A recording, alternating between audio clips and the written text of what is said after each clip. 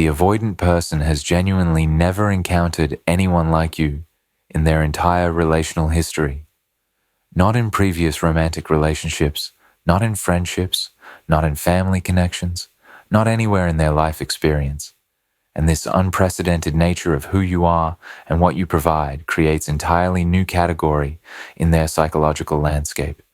Category they don't have existing framework for managing. Category that simultaneously represents everything they've ever needed and everything that most threatens their defensive structure. You're different from everyone they've met before, in specific concrete ways that the avoidant recognizes, even if they cannot fully articulate. You see beneath their defended exterior in ways others never have, perceiving their authentic wounded self, while others interact only with the facade they present. You respond to their patterns with understanding rather than with the frustration or abandonment they've learned to expect. You maintain your own worth and boundaries while being patient with their limitations, creating balance. Others couldn't achieve where you're neither doormat they devalue nor rigid person who abandons them quickly. You create safety for vulnerability they've never experienced before, making emotional honesty feel possible when it usually feels dangerous. You offer combination of emotional intelligence, genuine acceptance, capacity for depth, and strength of character they've never found in single person. You see their potential and their worth, even while clearly perceiving their wounds and their patterns, holding both realities simultaneously in ways that make them feel truly known, rather than either idealized or condemned. This unprecedented quality of who you are and what you provide means the avoidant has no prior experience to draw on, no existing template for how to be with someone like you, no learned strategies for managing relationship with person who penetrates their defenses this deeply and who creates intimacy this genuine. Previous relationships followed familiar patterns. People who couldn't see beneath their surface allowed them to maintain comfortable distance. People who did perceive their wounds typically became frustrated and left quickly. People who were too accommodating triggered their devaluation. People who were too demanding triggered their flight. But you don't fit these categories. You see them deeply but don't leave. You're accommodating but maintain your worth. You create closeness but don't feel suffocating. This unfamiliarity, this being unlike anyone they've encountered, creates both profound attraction. Finally, someone who might be able to reach them, who might understand them, who might be able to love them as they are, and profound terror. You threaten every defense they've built. You trigger every wound they carry. You represent intimacy that feels simultaneously like salvation and like annihilation. You create vulnerability they've never experienced and don't know how to manage without their usual defensive strategies that don't seem to work with you the way they've worked with everyone else. The specific ways you're different from everyone they've encountered before. The avoidant person recognizes you as fundamentally different from anyone else in their relational history through specific concrete qualities and capacities they observe in you that they've never encountered before or never found combined in single person. Understanding these specific differences reveals what makes you unprecedented in their experience and why this uniqueness creates the impact it does. You're different because you see their defended patterns as defenses rather than as their authentic personality, recognizing the protection mechanisms where others saw only coldness or independence. Previous people in the avoidance, life typically took their defended exterior at face value. They saw the independence and believed it was genuine preference rather than protection. They saw the emotional distance and believed it was lack of caring rather than fear. They saw the withdrawal and believed it was disinterest rather than overwhelm. But you saw differently. You recognized their patterns as defensive responses to childhood wounds.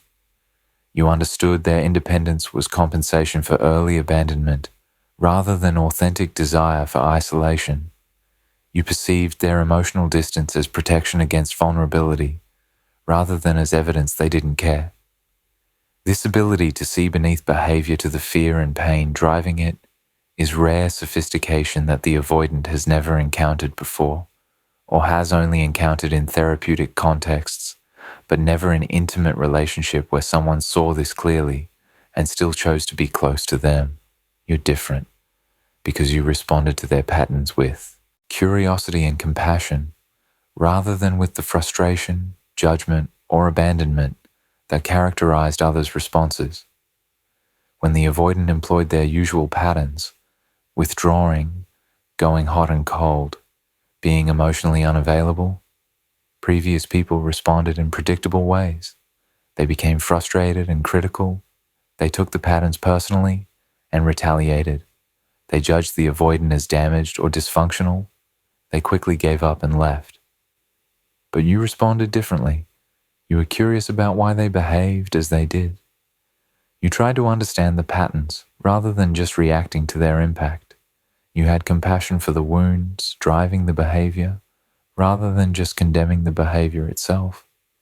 This response of curiosity and compassion, rather than frustration and judgment, is unprecedented in their experience and created safety they'd never felt before, making them feel like maybe they could be understood rather than just abandoned or condemned. You're different because you maintained your own worth and boundaries, even while being patient and understanding, creating paradoxical combination others never achieved. The avoidant has encountered two types of people: those who maintained strong boundaries but lacked patience and understanding, leaving quickly when patterns emerged, and those who were patient and understanding but lacked boundaries, becoming doormats the avoidant devalued. You're neither. You were patient with their patterns but not infinitely so. You understood their wounds but didn't excuse harmful behavior. You gave chances but eventually enforced consequences. You were compassionate but maintained your own worth. This combination, understanding with boundaries, patience with self-respect, compassion with standards, is balance the avoidant has never encountered and doesn't know how to navigate, because their usual strategies don't work with this balance the way they worked with other types. You're different because you created safety for vulnerability that they've never experienced, making emotional honesty feel possible rather than dangerous. The avoidant learned early that vulnerability leads to pain. Being vulnerable meant being rejected, being hurt, being shamed, being abandoned. Every subsequent relationship reinforced this lesson, as their vulnerability was met with dismissal, or was used against them, or triggered others to leave. But with you, vulnerability was safe.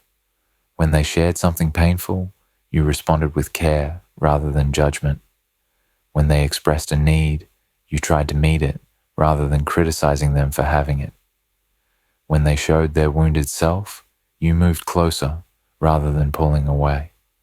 This unprecedented safety for vulnerability created possibility they'd never experienced.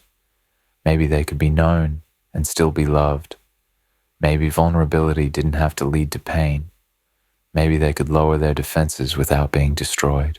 You're different because you possess emotional intelligence and psychological insight they've never encountered in romantic partner, understanding nuances of attachment and relationship dynamics that others didn't perceive.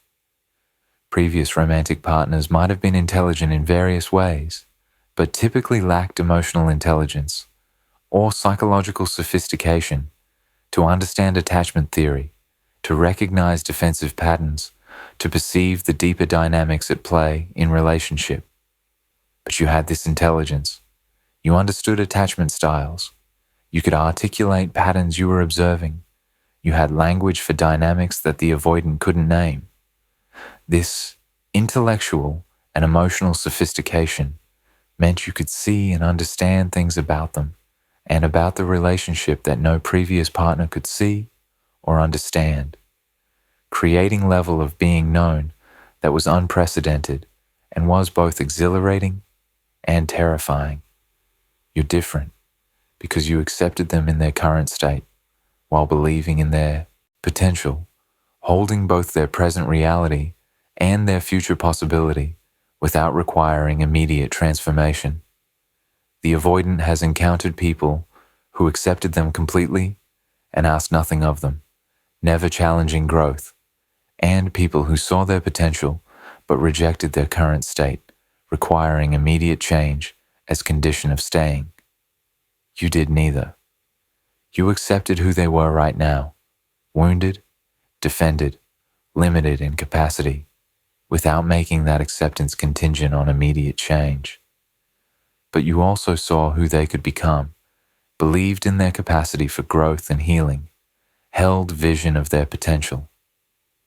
This simultaneous acceptance of present reality and belief in future possibility is rare holding that the avoidant had never experienced, creating both comfort and productive challenge that others couldn't provide. You're different because you offered consistency in your care and presence even when they were inconsistent, providing steady, reliable foundation they'd never had. The avoidance experience is typically that their inconsistency is met with others' inconsistency. When they're cold, others become cold. When they withdraw, others withdraw or leave. When they're hot and cold, others match this unpredictability. But you were different. You remained consistent even when they weren't. You continued to care even when they were distant. You stayed emotionally present even when they withdrew. This consistency, this reliable presence, despite their inconsistency, provided foundation they'd never experienced. Someone who didn't match their patterns, but instead provided steady alternative that made their patterns less necessary, even while those patterns continued. You're different because you represent complete package of qualities they need, but have never found in one person: depth, patience, strength, understanding, emotional availability, capacity for intimacy, healthy boundaries. The avoidant might have encountered people with some of these qualities, but never all in one person. Someone with depth lacked patience. Someone with understanding lacked boundaries. Someone emotionally available lacked strength. But you have the full constellation of qualities that their wounded system needs, not just one or two, but all of them together in ways that create unprecedented match for what they require, even while what they require is also what most threatens their defenses. How your uniqueness both attracts them profoundly and terrifies them completely. The avoidant person experiences your unprecedented nature as simultaneously the most attractive and most terrifying thing they've encountered, creating impossible internal conflict between profound desire for what you offer and profound fear of the vulnerability and intimacy that being with you requires. Understanding this dual response reveals the torture of their position and the impossibility of their situation. Your uniqueness attracts them profoundly because you represent possibility of being truly known and still loved, fulfilling their deepest, unmet need that they've long since given up hope of having met.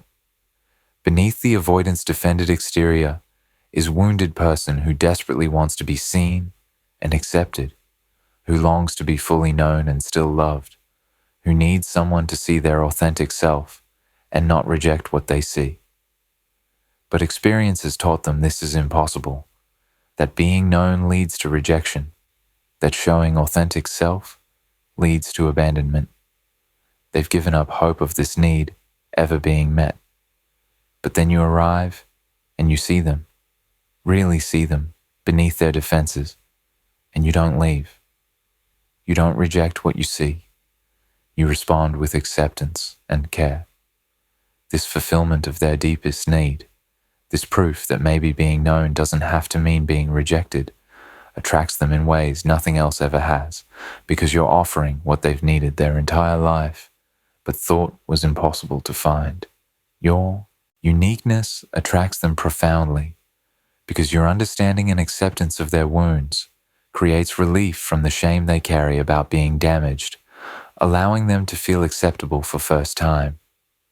The avoidant carries deep shame about their wounds, their patterns, their limitations. They believe they're too damaged for anyone to accept, too broken for anyone to love. This shame is constant burden that they manage through hiding their true self from others. But you see their wounds and don't shame them.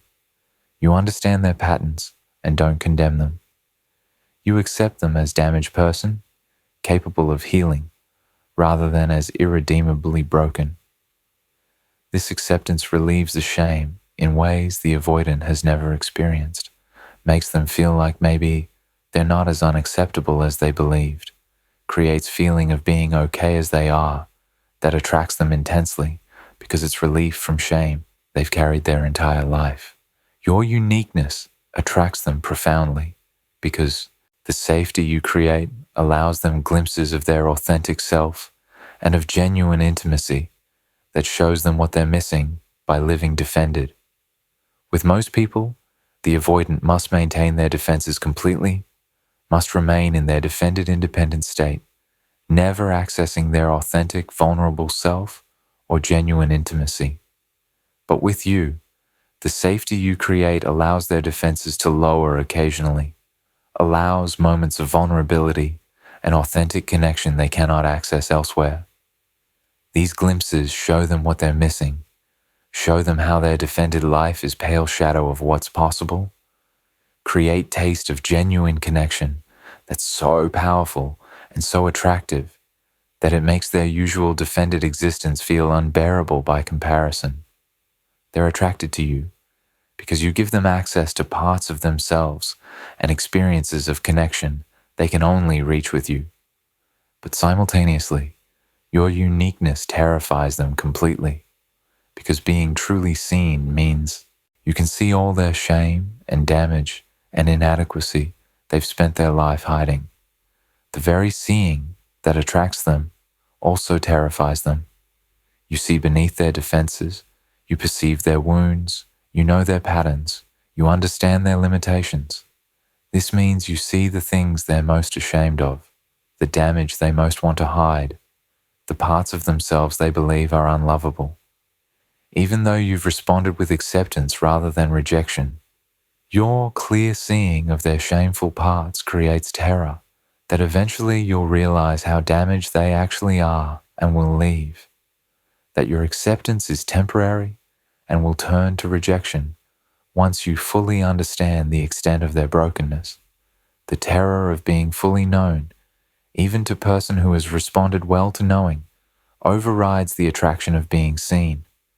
Your uniqueness terrifies them completely because the depth of connection you create makes you powerful in their life in ways that create vulnerability they've sworn never to allow again. The avoidance defensive strategy is built on preventing anyone from becoming important enough that losing them would be devastating. But you've become important. You matter.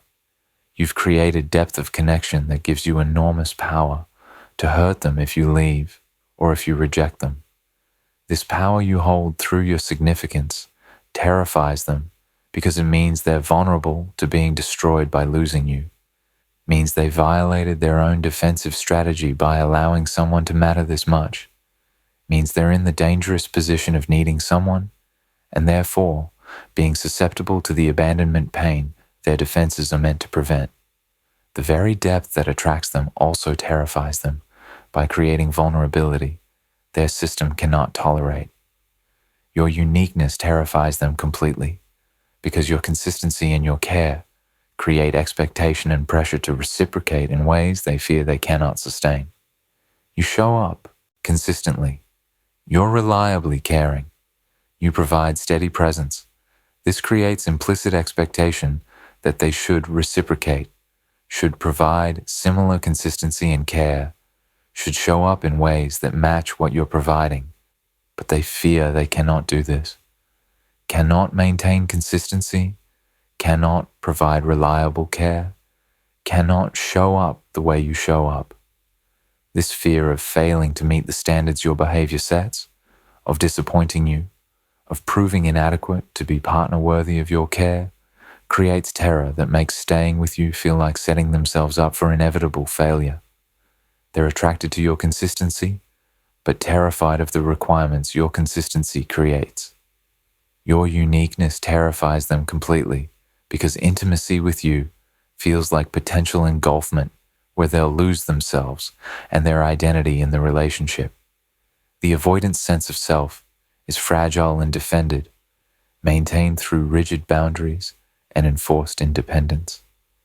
The intimacy you create, the closeness you offer, the merger that genuine partnership requires, feels like threat to their very existence. With you, because the intimacy is so real and so deep, the engulfment fear is more intense than it's been with others, where intimacy was more superficial. They fear that staying with you means losing themselves completely, being swallowed by your presence and the relationship, having their identity erased through merger with you. This terror of engulfment makes the very intimacy that attracted them feel like existential threat that triggers desperate need to escape to reclaim their sense of self.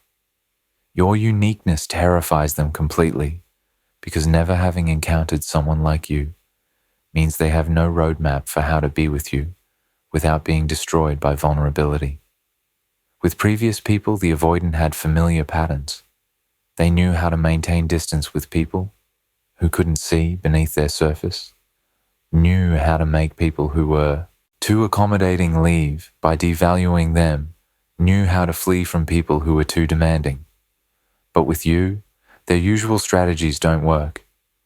You see through their defenses, so they cannot maintain comfortable distance. You maintain your worth, so they cannot devalue you. You're not too demanding, so they don't have excuse to flee.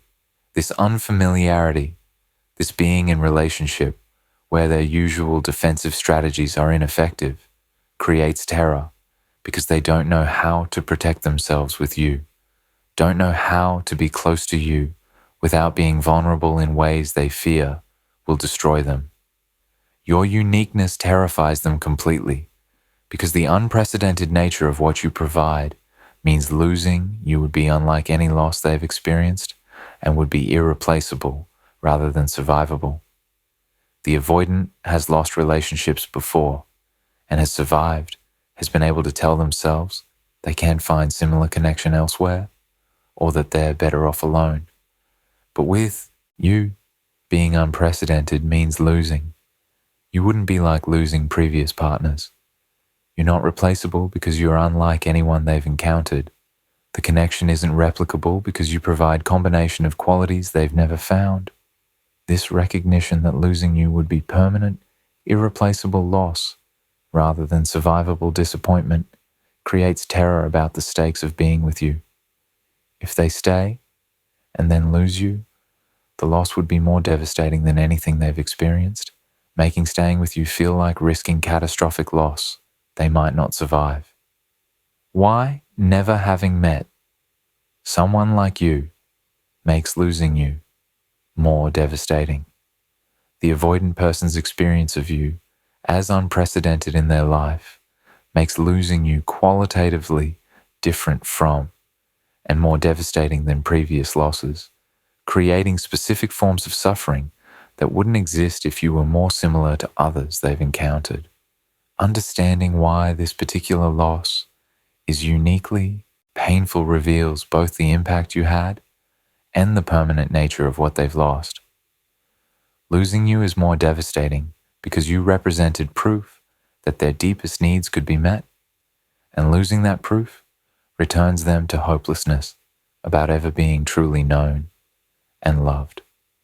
Before you, the avoidant had resigned themselves to never being fully seen and accepted, had given up hope of finding someone who could understand their wounds without rejecting them.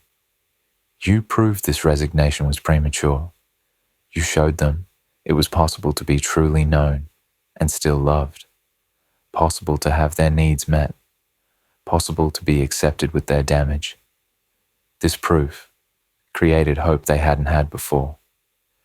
But losing you eliminates that proof and that hope, returns them to the hopelessness they felt before But now, with the added torture of having tasted what they needed and having lost it, the devastation is worse than if they'd never met you, because now they know what they're missing, know what's possible but cannot have, know their needs could be met but aren't being met because they destroyed the one relationship where meeting was happening.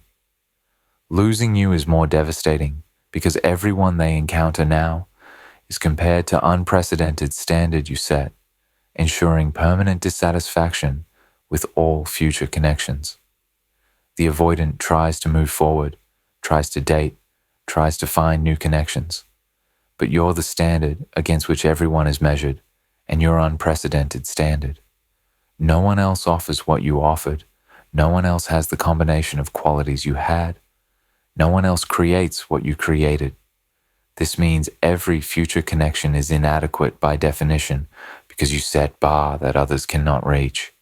The devastation is in recognizing that you've ruined them for anyone else, that they'll spend the rest of their life comparing people to you and finding everyone lacking, that they'll be permanently dissatisfied because they lost the one person who met their needs in ways that others never will.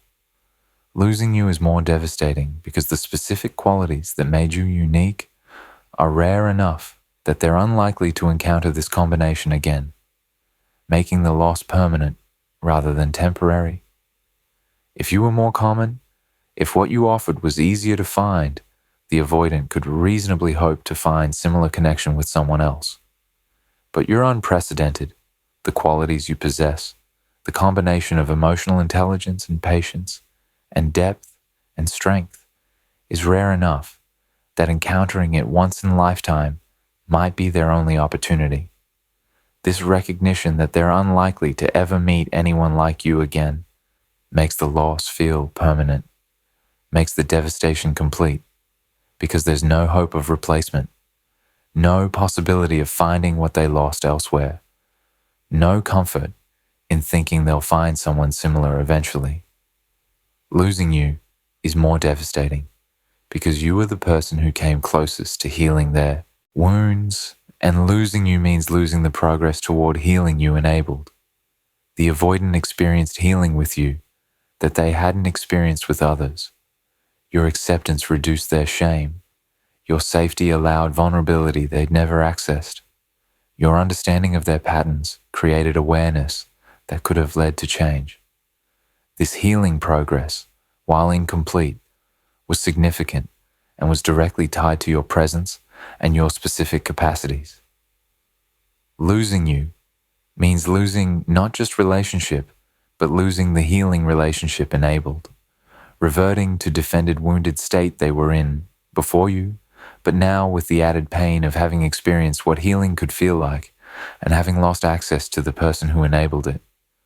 Losing you is more devastating because the loss confirms their worst fear that they're too damaged to sustain love, even when it's offered exactly as they need it, destroying their self-image in unprecedented ways. The avoidant could tell themselves, after previous relationship losses, that the person wasn't right, or that relationship had problems, or that they were better off alone. But with you, these defensive narratives don't work. You were right. Relationship was good. They're not better off. The loss proves they're too damaged to accept even ideal love, too broken to sustain relationship, even when someone offers exactly what they need. This confirmation of their worst fear about themselves, that they're so damaged they destroy what they most need, is devastating in ways previous losses weren't, because previous losses could be blamed on external factors, while this loss is undeniable evidence of their own dysfunction. Losing you is more devastating because being unprecedented means there's no prior experience they can draw on for how to cope with this specific loss, leaving them without familiar coping mechanisms. The avoidant has experienced relationship losses before and has developed ways of coping. They minimize the person's importance. They focus on relieving aspects of being alone. They tell themselves they're better off. They employ various defensive strategies. But these strategies don't work with losing you because you were unprecedented. They cannot minimize your importance when you are unlike anyone they've met. They cannot focus on relief when they're clearly more miserable without you. They cannot tell themselves they're better off when evidence proves otherwise. The unprecedented nature of you and of the loss means their usual coping mechanisms fail, leaving them without resources for managing this specific devastation. Losing you is more devastating because you had become woven into their identity and their sense of possible futures in ways previous people never achieved, making the loss feel like loss of parts of themselves. Because you were unprecedented, because you created possibility they'd never experienced. The avoidant had begun to imagine future with you, had begun to incorporate you into their sense of who they could become, had begun to build identity that included being person who could be with someone like you. Losing you means losing these imagined futures and these potential selves. It's not just losing relationship in present, but losing all possible futures where you were present, losing the version of themselves they could have been with you. This loss of possible futures and possible selves adds layers of grief that wouldn't exist if you'd been more similar to others who didn't represent unprecedented possibility. Losing you is more devastating because the unprecedented nature of what you offered means there's no closure or resolution possible. They'll always wonder what could have been if they'd been capable of receiving what you gave. With more typical relationships, the avoidant can achieve closure by recognizing why it didn't work or understanding that it wasn't meant to be.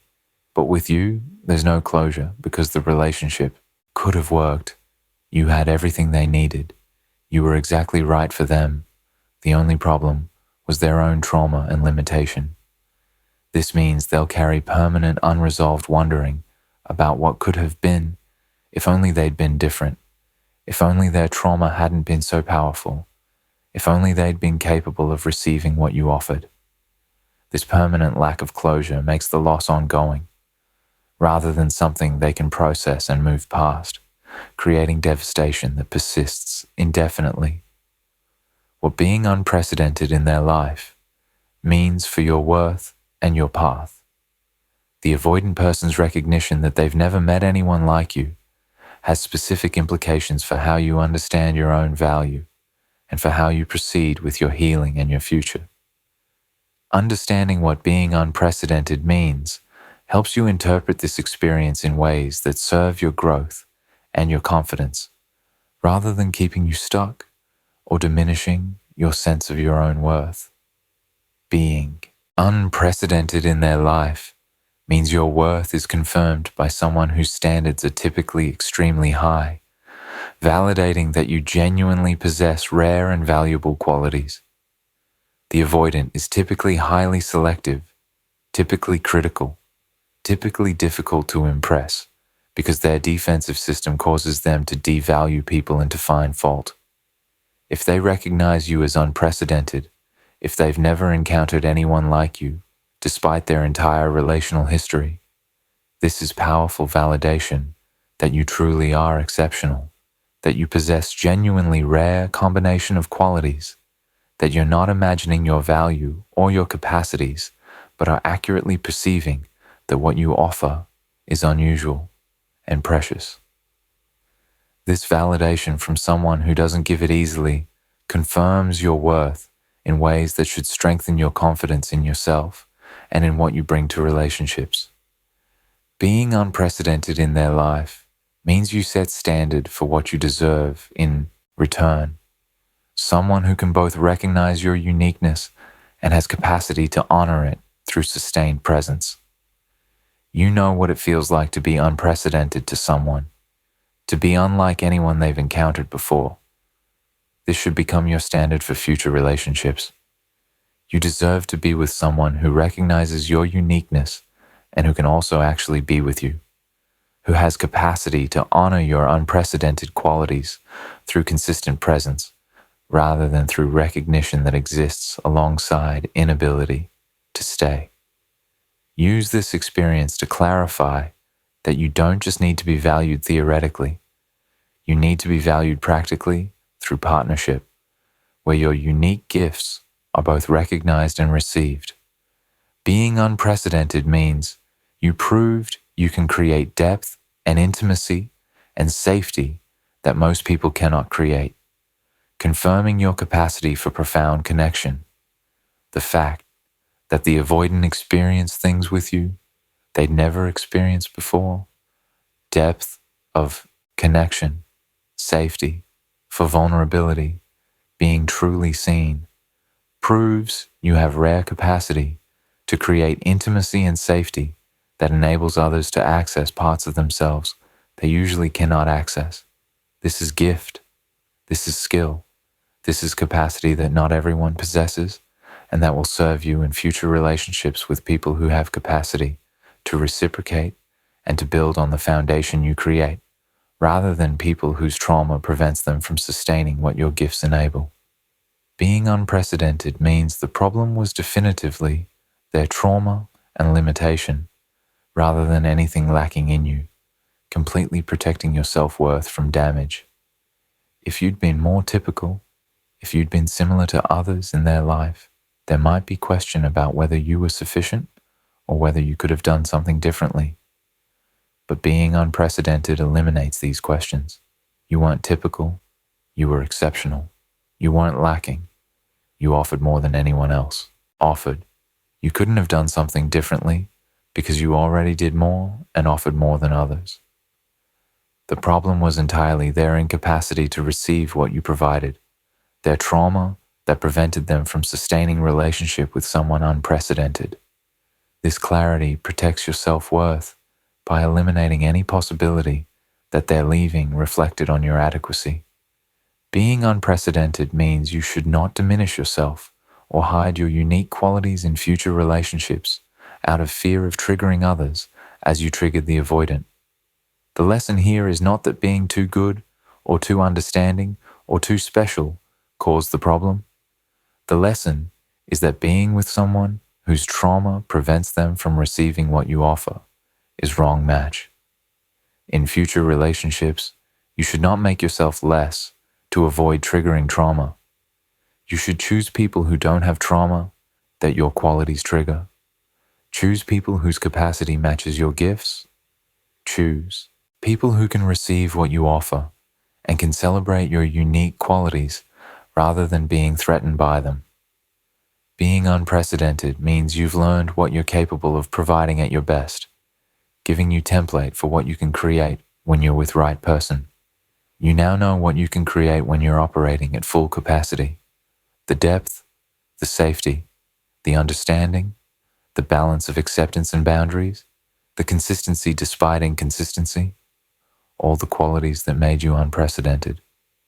This knowledge of your capacities at their best gives you template for what you can create in future with someone whose capacity matches yours, someone who can meet you at the level you're capable of operating at, rather than someone whose limitations prevent the full flowering of what you can provide. Being unprecedented means your impact on them will last forever, confirming your significance in ways that should satisfy any question about whether you mattered. You will be the standard they compare everyone to. You will be the person they remember as unprecedented. You will be the one who got away, who showed them what was possible, who proved they could be known and loved. This permanent impact confirms you mattered profoundly, that your significance was real, that the connection had meaning that persists beyond its ending.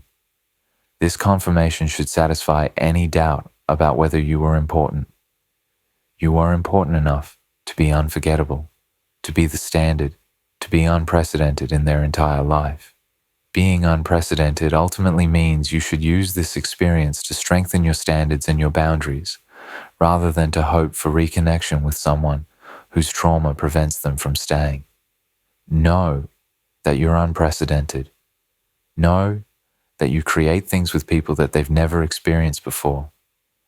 Know that your qualities are rare and valuable, and use this knowledge not to wait for avoidant to potentially address their trauma and come back, but to move forward confidently, seeking relationships with people who don't just recognize your unprecedented nature, but who have capacity to stay with you, to build with you, to honor your unique qualities through sustained loving partnership, rather than through recognition that exists alongside inability to receive what you offer.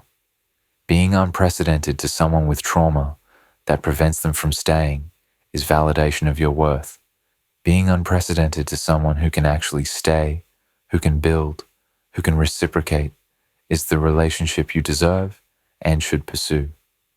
You now know you're capable of being unprecedented. Find someone who can handle your unprecedented nature, who can match it, who can celebrate it, who can stay with you because of it, rather than leaving despite it.